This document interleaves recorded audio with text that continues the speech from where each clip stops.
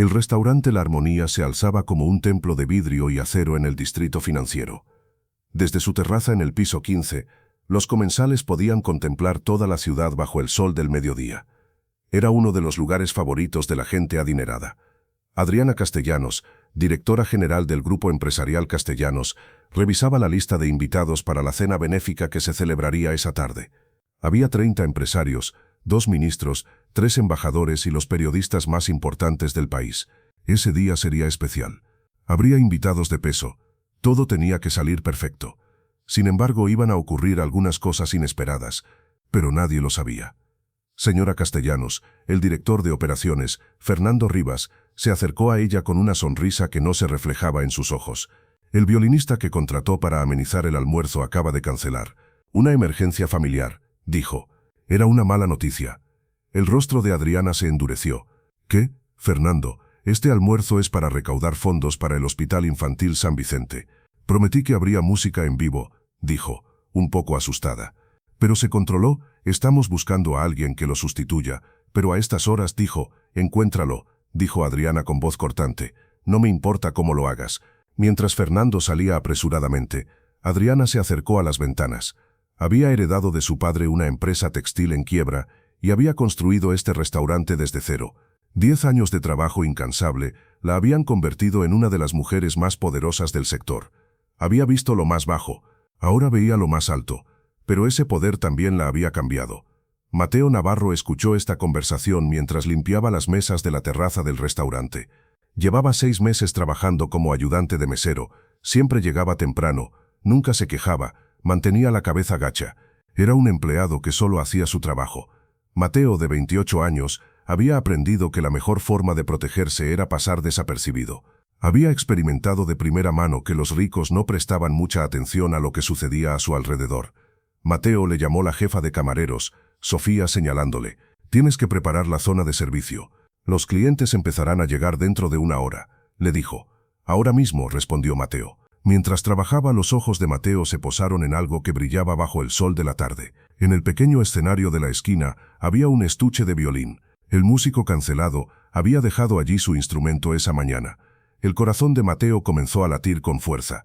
Llevaba 5 años sin tocar el violín. 5 años desde aquella noche que lo arruinó todo. Había pasado 5 años enterrando la música tan profundamente que pensaba que nunca volvería a encontrarla.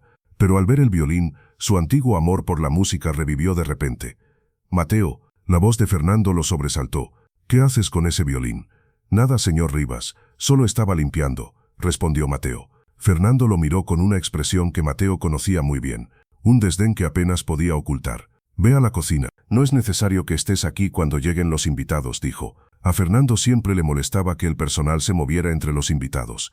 Mateo asintió con la cabeza y se dirigió hacia el interior. Pero algo lo detuvo.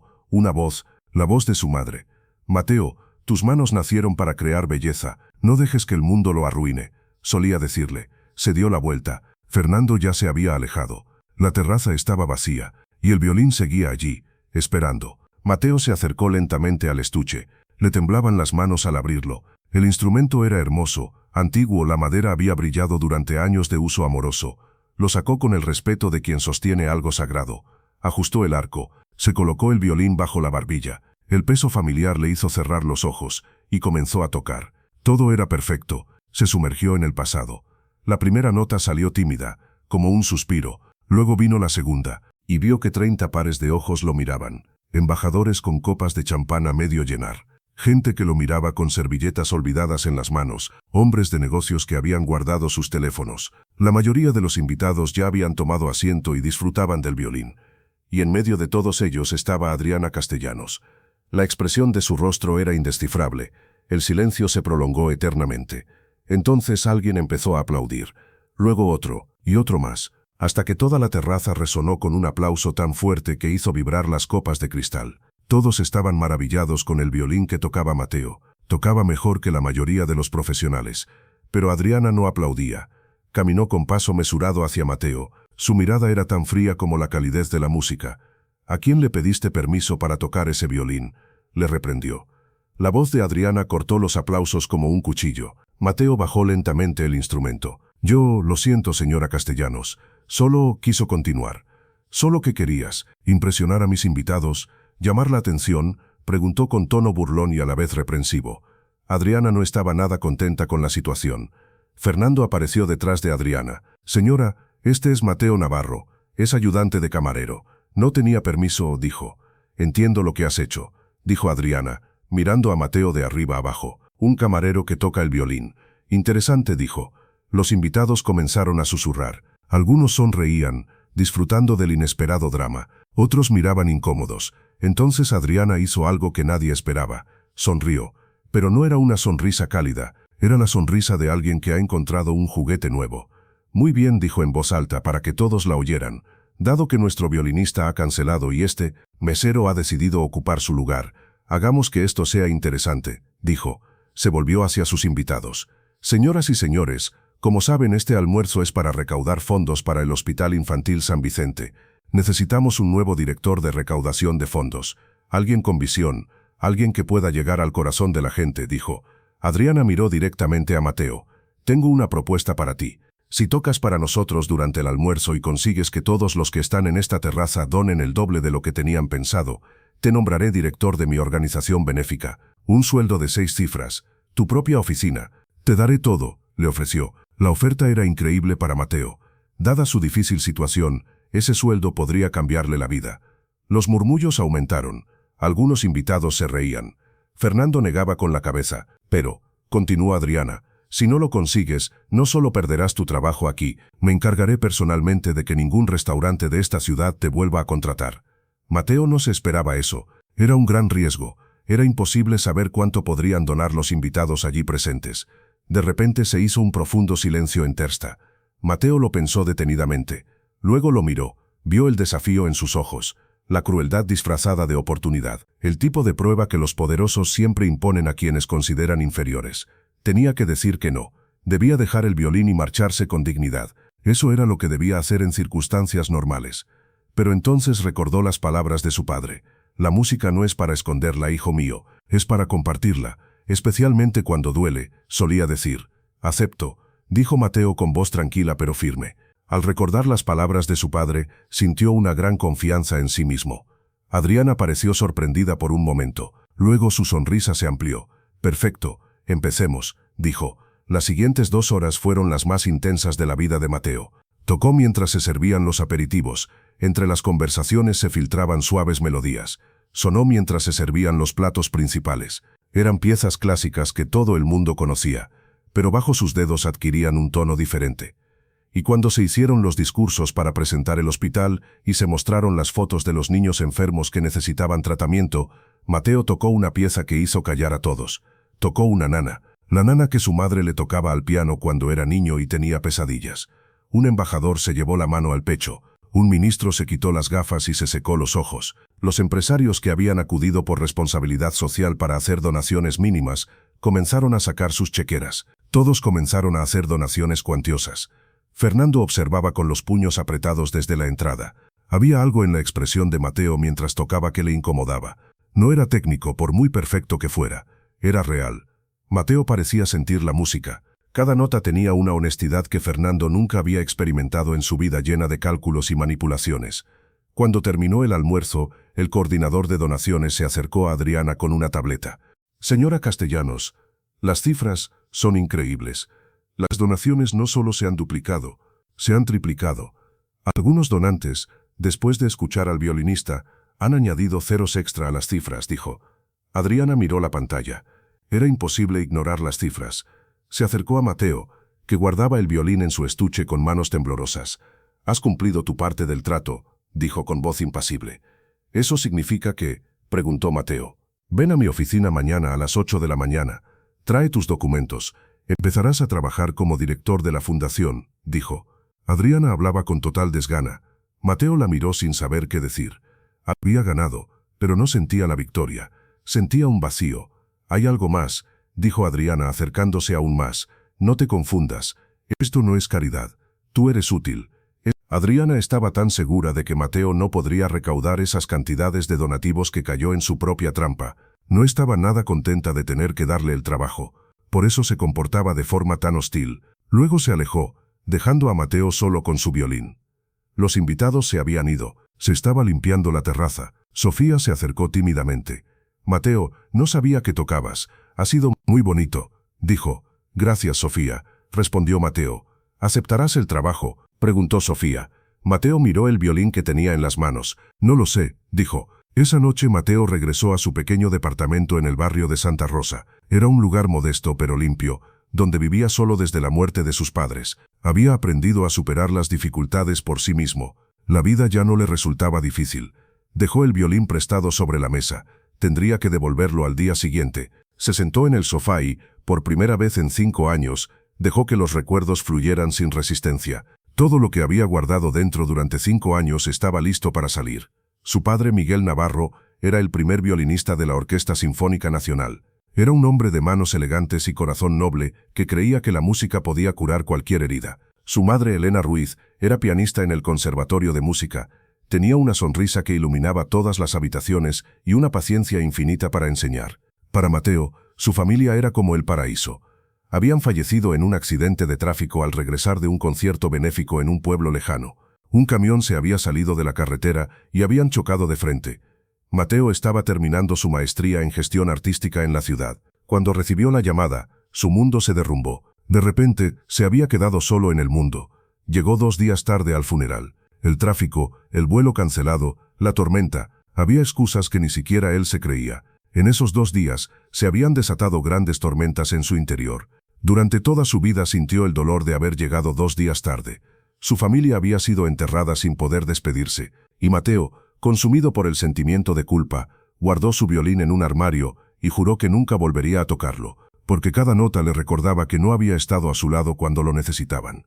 Dejó sus estudios de posgrado, se alejó del mundo de la música, hizo trabajos en los que nadie lo conocía, en los que nadie sabía que sus manos habían creado belleza alguna vez, hasta hoy. El teléfono sonó y lo alejó de sus recuerdos.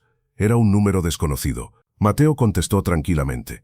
Una voz al otro lado preguntó, ¿Mateo Navarro? Sí, respondió Mateo. Me llamo Elías Montalvo. Soy el director del Festival Internacional de Música de Cámara. Hoy estaba almorzando, se presentó. Mateo se levantó. Señor Montalvo, yo, comenzó a decir, pero Elías lo interrumpió. Tienes que venir a verme mañana, antes de ir a la oficina de la señora Castellanos. Tengo una oferta importante que hacerte. ¿Sobre qué?, preguntó Mateo. Sobre tu futuro, Mateo, y sobre el futuro de la música que casi pierdes, respondió Elías. Mateo no tuvo tiempo de responder, ya que colgó el teléfono.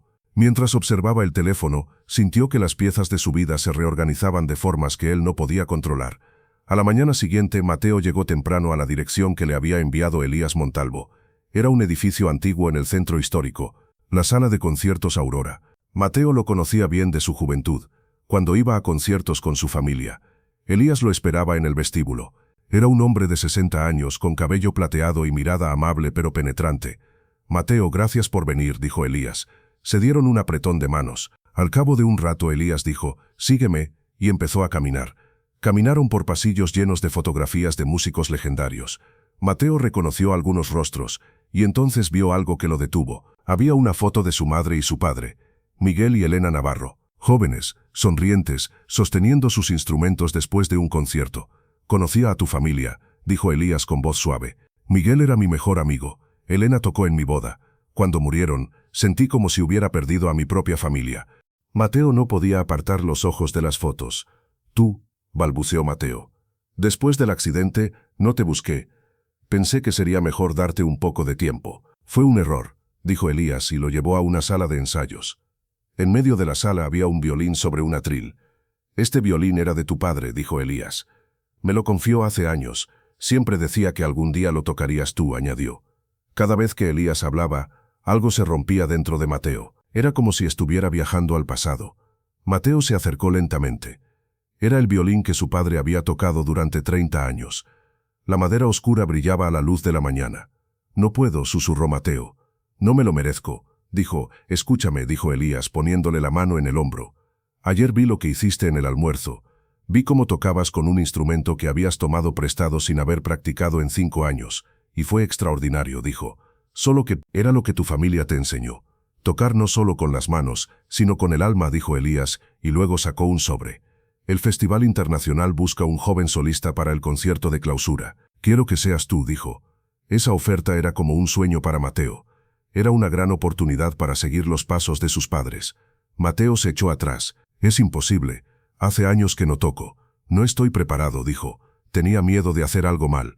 Tienes 6 semanas, y el mejor maestro del país te ayudará. Yo, dijo, pero Adriana Castellanos me dijo, quiso decir, que te encargaras de recaudar fondos en la oficina, preguntó Elías mirándolo directamente. Mateo, tú eres músico, no eres administrador, tu padre lo sabía, tu madre lo sabía, y en el fondo tú también lo sabes, dijo Mateo. Miró el violín de su padre. Tengo miedo, confesó finalmente. Lo sé, pero el miedo solo demuestra que te importa, y eso es precisamente lo que necesitas para tocar música importante, le motivó. Mateo extendió la mano hacia el instrumento. Sus dedos acariciaron suavemente la madera. ¿Y si fracaso?, preguntó. Entonces fracasarás al intentar hacer lo que estás destinado a hacer. Eso es mejor que tener éxito haciendo algo que te mata por dentro cada día, respondió Elías. Mateo tomó el violín. Su peso era perfecto. Era como si hubiera sido creado especialmente para sus manos. Se lo colocó debajo de la barbilla, cerró los ojos y comenzó a tocar. No fue perfecto. Después de 5 años, sus dedos se atascaban en algunas notas. El arco temblaba en algunos momentos. Pero la emoción estaba ahí. La autenticidad estaba ahí. Y cuando terminó, Elías tenía lágrimas en los ojos. Tu padre estaría orgulloso, dijo. Mateo bajó el violín y sintió algo que no había sentido en 5 años. Esperanza.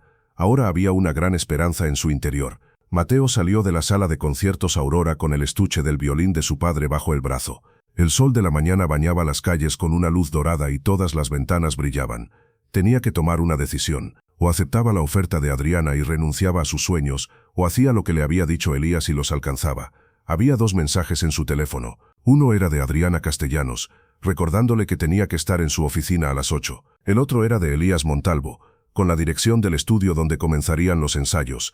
Eran las 7:45. Mateo caminó sin rumbo por las calles del centro de la ciudad, dejando que sus pies decidieran por él, y cuando finalmente se detuvo, estaba frente al edificio de la empresa del Grupo Castellanos. Subió a la planta de la dirección. La recepcionista lo miró con sorpresa. ¿El señor Navarro?, preguntó. Sí, vengo a ver a la señora Castellanos, respondió. Pase, por favor, ella lo está esperando, dijo la recepcionista. La oficina de Adriana era tal y como Mateo se la había imaginado. Minimalista, elegante, con vistas panorámicas de la ciudad, hacía que cualquiera que entrara se sintiera pequeño. Adriana estaba sentada detrás de su escritorio de cristal, revisando unos documentos. «Has llegado temprano», dijo sin levantar la cabeza. «No me gusta llegar tarde», dijo halagando un poco su ego. «Señora Castellanos, tengo que decirle algo», dijo Mateo. Adriana levantó la cabeza. Algo en el tono de voz de Mateo le llamó la atención. «No voy a aceptar este trabajo», dijo Mateo. De repente un gran silencio invadió la habitación. Adriana se recostó en su silla y lo miró con ojos que parecían capaz de atravesar a las personas. «No entiendo», preguntó, pero la amenaza en su pregunta era evidente. «Gracias por la oportunidad, pero esto no es lo que quiero hacer», dijo. «Lo entiendo», dijo ella. La voz de Adriana era peligrosamente tranquila. «Así que solo has venido aquí para rechazarme en persona». «Qué considerado. He venido porque se merece una explicación», dijo Mateo con cortesía. «No quiero explicaciones de un mesero». Esas palabras le golpearon como una bofetada. Mateo sintió el impulso de retroceder, pero se quedó donde estaba. «Tienes razón. Soy un mesero. Y durante 5 años solo me he permitido hacer eso, porque era más fácil que enfrentarme a quién soy en realidad». «¿Y quién eres?». Mateo dejó el estuche del violín sobre la mesa de Adriana. «Soy el hijo de Miguel y Elena Navarro, 2 músicos que dedicaron su vida a crear belleza. Murieron hace 5 años, y desde entonces me castigo a mí mismo por no haber estado a su lado cuando me necesitaron». Adriana no dijo nada, pero su expresión cambió. «Cuando toqué ayer durante el almuerzo, no lo hice para impresionar a nadie. Lo hice porque el violín me recordó quién era yo antes de que el dolor me convirtiera en alguien invisible». Mateo abrió el estuche y mostró el instrumento. «Este violín era de mi padre, y me han ofrecido la oportunidad de tocar en el Festival Internacional. Tengo 6 semanas para prepararme. Probablemente fracasaré. Probablemente no esté preparado, pero tengo que intentarlo. ¿Y qué tiene eso que ver conmigo? Usted me ha dado seguridad, un sueldo, una oficina, prestigio, y lo aprecio mucho más de lo que puede imaginar». Mateo cerró el estuche. «Pero mi padre siempre decía que hay 2 tipos de vida. La vida que parece segura desde fuera, pero que te mata por dentro. Y la vida que te da miedo, pero te hace sentir vivo. Durante 5 años elegí la primera. Ya no puedo seguir haciéndolo. El silencio se prolongó. Adriana se levantó lentamente y se acercó a las ventanas. ¿Sabes cuántas personas rechazarían lo que te ofrezco? Muchas. ¿Y sabes por qué lo rechazan realmente? Mateo frunció el ceño. Ya te lo he explicado. No. Adriana se dio la vuelta. Lo rechazas porque temes traicionar a tus padres. ¿Crees que aceptar un trabajo normal significa aceptar que su legado no tiene importancia? Esas palabras golpearon a Mateo como un puñetazo. Conozco ese sentimiento, continuó Adriana. La dureza de su voz había desaparecido. Mi padre me dejó una empresa en quiebra. Todo el mundo esperaba que la vendiera y viviera con el dinero que me quedara. Pero sabía que si lo hacía, estaría aceptando que su vida laboral no había tenido ningún valor. Por eso durante 10 años la reconstruí, sin descansar, sin vida personal. Convertí mi existencia en un monumento dedicado a su memoria. Adriana volvió a su escritorio. Y un día me desperté y me di cuenta de que había construido una prisión, no para honrarlo, sino para castigarme a mí misma por todos los momentos en los que discutimos, por todos los momentos que no valoré mientras él estaba vivo. Mateo la miraba sin saber qué decir. «Ve a tu festival», dijo Adriana con una suavidad que él nunca le había oído antes. «Toca ese violín. Honra a tus padres como se merecen». «Gracias», susurró Mateo. Pero Adriana levantó un dedo. «Cuando termines, si sigues necesitando trabajo, mi oferta sigue en pie. No es por lástima. Es porque las personas que tienen el valor de renunciar a la seguridad y elegir la originalidad son justo el tipo de personas que necesito». Mateo asintió con la cabeza, cogió el estuche y se dirigió hacia la puerta. «Mateo», le llamó Adriana. Él se detuvo. «Tu familia estaría orgullosa de ti». Esas palabras no se le fueron de la cabeza durante todo el camino hasta el estudio de Elías. Las 6 semanas siguientes fueron las más intensas de la vida de Mateo. Cada mañana llegaba al estudio antes del amanecer. Elías lo esperaba con café y partituras. «Hoy trabajaremos con Bach», decía el maestro. «Tienes que volver a aprender a respirar mientras tocas». Las primeras clases fueron frustrantes. Los dedos de Mateo se atascaban en pasajes que antes tocaba con maestría. El arco temblaba en las notas largas.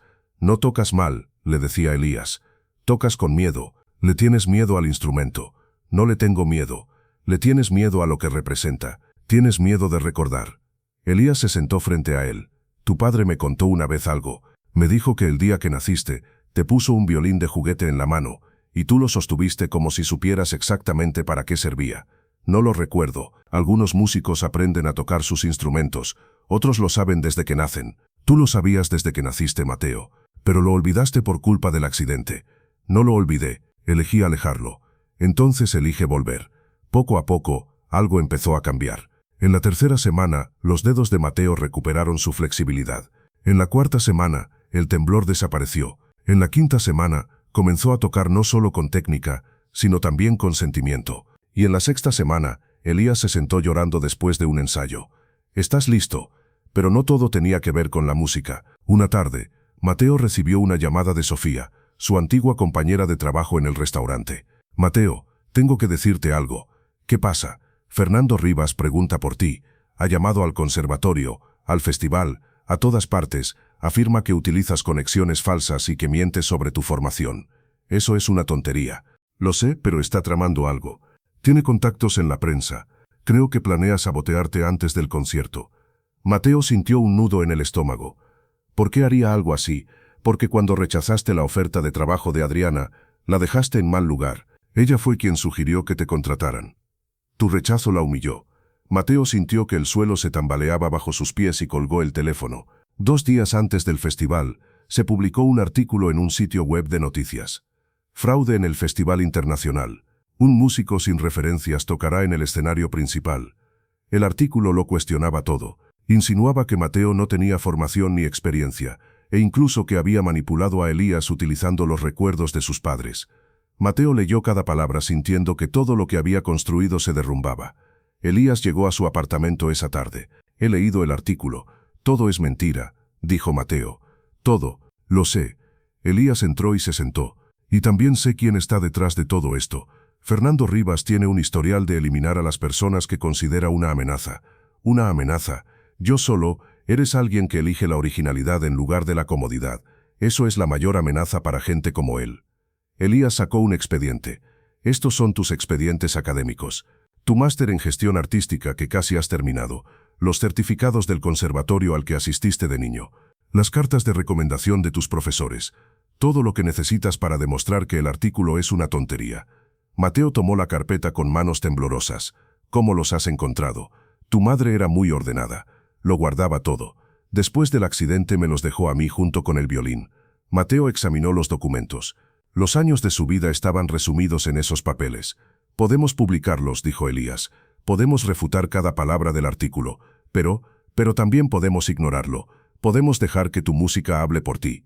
Mateo miró el violín de su padre que estaba en su estuche. ¿Tú qué harías? Elías sonrió.